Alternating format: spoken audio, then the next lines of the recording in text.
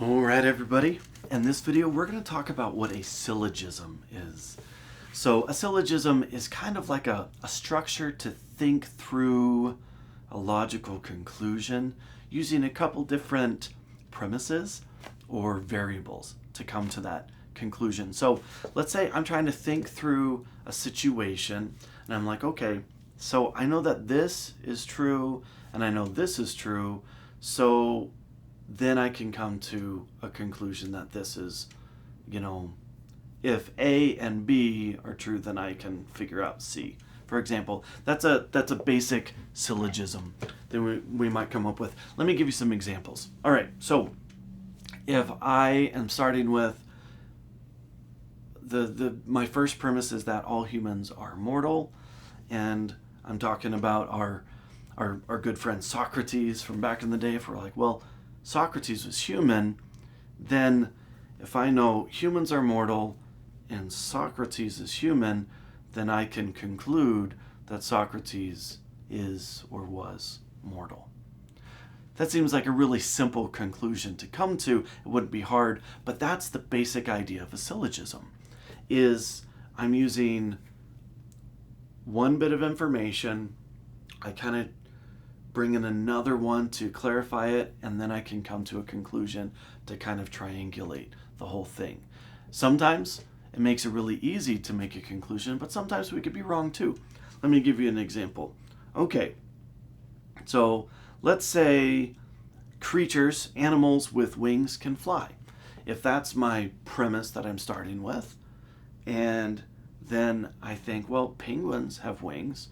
Penguins must be able to fly. I would be making a wrong conclusion.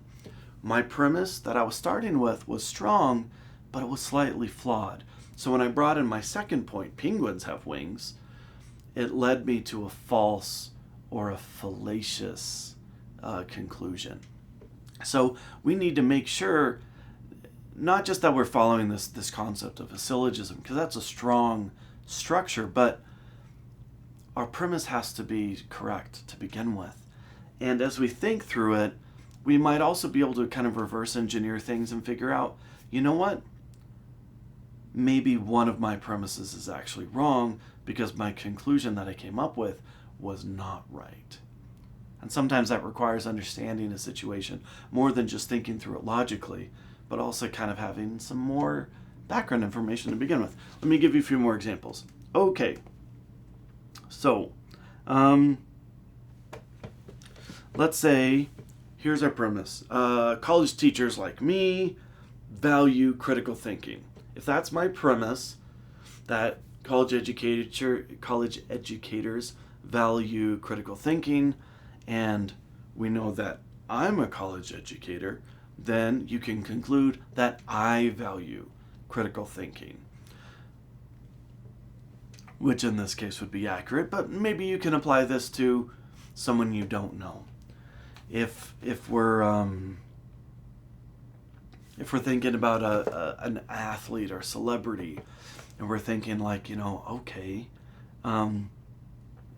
professional athletes believe in hard work. If that's the premise, and we can take out, some professional athlete's name, well, then if professional athletes think this, and LeBron James is a professional athlete, he must believe in hard work too.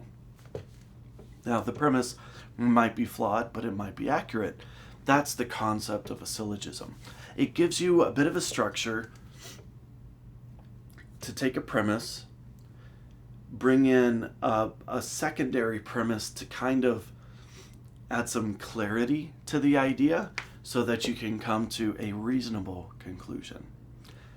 They're not always perfect because sometimes our premises are wrong, but sometimes it might help us to kind of think through something because we've been a little more structured and focused about it. So that's the basic concept of a syllogism. We see lots of examples of this through many different trains of thought. So as you study Socrates and other classical thinkers or even more modern thinkers, you might see their different versions of this concept of a syllogism. But here it is. That's what a syllogism is. We're going to think of a premise, kind of triangulate it with another premise so we can come to a conclusion and then think through it. Okay, is this accurate? Is this not? All right, that's it. I hope that was helpful for you. It's helpful for me. I'm Dr. Jacob Lauritsen, and I'll see you in the next video.